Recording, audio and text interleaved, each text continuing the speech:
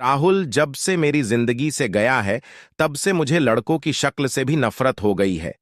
उसे मैंने बहुत प्यार किया, और जब वो बिना एक दिन ऐसे ही भाग गया, तब मुझे लगा कि दुनिया में प्यार नाम की कोई चीज नहीं होती है। अब मैं जैसे बिना दिल वाली इंसान बन गई हूं।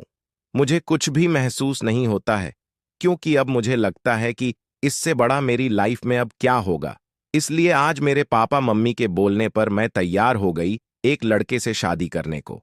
पापा का बोलना था कि एक बार उस लड़के से मिल लो।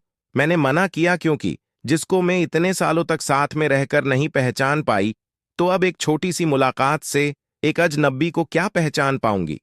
लेकिन लड़का भी मुझसे मिलना चाहता है। मैंने उसको मिलने को हामी भर दी। सच कहूं तो मुझे अब किसी भी बात से कुछ फर्क नहीं पड़ता है। हमारा मिलना तय हुआ डिनर पर। पापा और मम्मी चाहते हैं कि मैं अकेले ही मिलने उससे जाऊं। मैं जैसे मुर्दा हूं, मुझे अब कुछ फर्क नहीं पड़ता। मेरे हाथ में जो आया मैंने पहन लिया और पहुंच गई।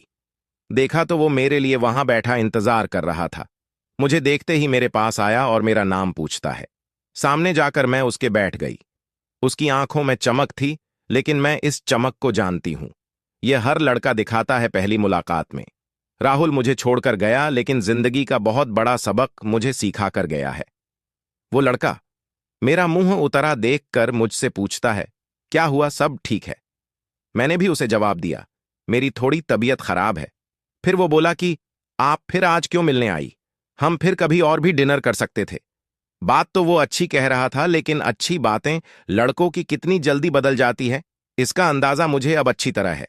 मैंने उसे कहा, नहीं मैं ठीक हूं, कोई बात नहीं। खाना मेरी पसंद का ऑर्डर किया। फिर अचानक उसको किसी का फोन आया, और जब फोन पर उसने बात की तो मैंने तय कर लिया कि अब मैं इससे शादी नहीं करूंगी।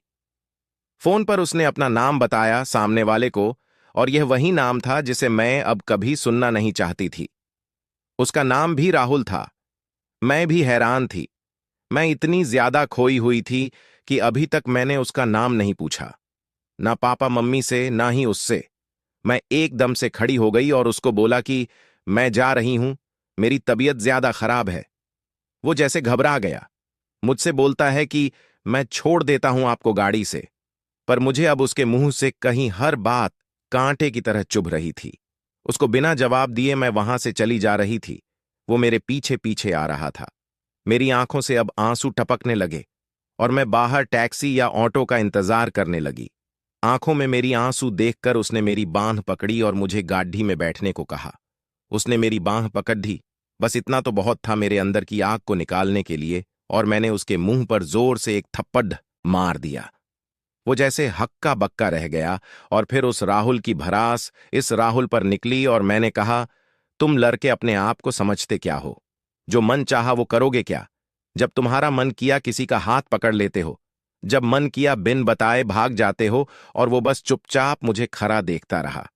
टैक्सी आई और मैं बैठकर वहां से चली आई। आते वक्त मैंने उसका चेहरा भी नहीं देखा। अपने कमरे में आने के बाद 1 घंटा मैं और रोई। पापा मम्मी को कुछ नहीं बताया,